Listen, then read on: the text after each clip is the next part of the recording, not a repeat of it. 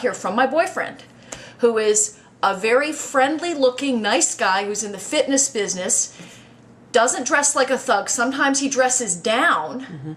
He doesn't wear suits a lot. But he talks about walking along the street, and he will see people cross the other side of the street when he's coming, I guess to hedge their bets or something.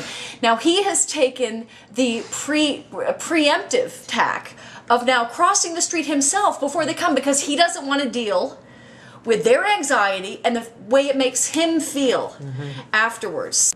It's very important for whites to be honest about the fact that we do not experience that kind of reaction to us on a daily basis. And just to be honest about it.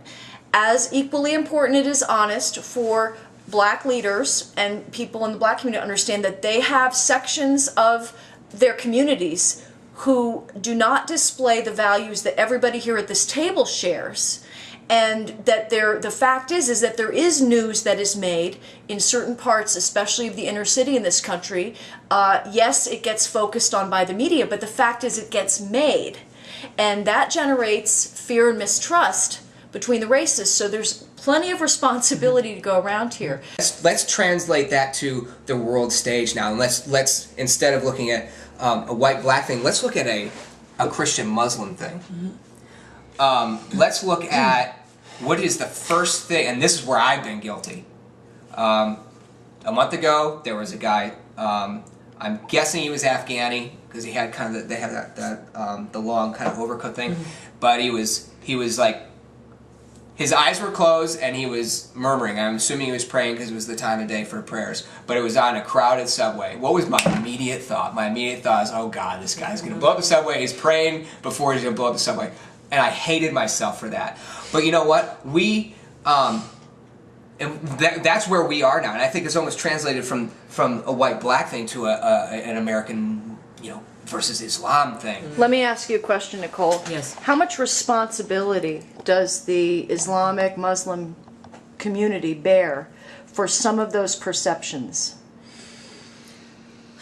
I don't think they bear a lot of responsibility for those perceptions. I mean, unfortunately, because of the lack of contact that a lot of average Americans have with the Muslim community, they're getting a lot of what they know about Islam from movies and TV. I've been to parts of the Muslim world. I've spent a month in Egypt. I've been in Morocco, and I've read the Quran. I've studied those things.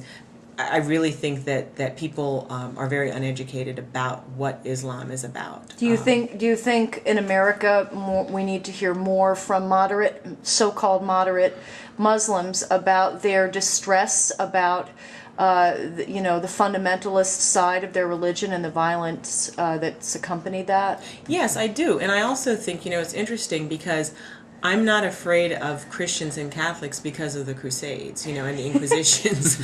Although I probably should be, because people came over to Africa in the name of God, and and said people should be enslaved because of Christ. So I should probably be crossing the other side of the street when I see white people, because I'm afraid they might throw a net over me. But I'm not. Well, at least not in this area. Maybe in some areas of the country. In some areas they might. Yeah, and I would be. I don't feel threatened by the Muslim community. When I see someone wearing traditional wear, I'm not bothered by it. I don't see it as an issue because I understand their religion. I understand who they are. I don't hate Muslims. I don't dislike Muslims for their own religion. I don't look at it that way. You're going to have racism anywhere in this country, all right? Even where I come from, and I'm from Los Angeles, where there isn't the white-black divide, so to speak, but there's another divide. There's Latinos versus whites. There are blacks versus whites in California as well. It's just not as much there. You've got the immigration issue out west. But which, by the way, you never hear about immigration in this entire election so far. It's like it's disappeared as far off the radar. That's because I think both candidates are pretty much on the same page. Yes, but also I think they don't want to talk about it because they're too scared to see what's going to happen. I've heard white guy commentators, Bill Maher. Who else? Chris Matthews. They want Obama to get tough on McCain. They want Obama to show more something. It's like they want to see him go on the attack. And you know, to me, living with somebody who's black, living with a black man, you know, in my life, you know, we both pretty much agree. We can sit there, both of us, and say, well, there's a reason he's not going on the attack. People, Americans, do not want to see a brother. You know, okay, everybody here knows he's half white, but, you know, to a lot of Americans, he's, you know, black. You know, beating up on an old white guy, basically, for lack of a better way of putting it. And some people have called Obama the least threatening black man in America, you know, or the most boring.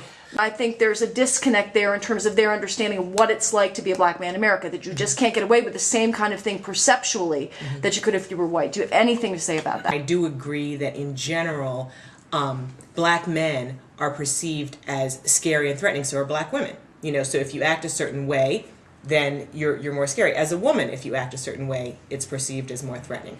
I'm not sure that Obama's stance with McCain is so well thought out or calculated, as it might just be a reflection of his character.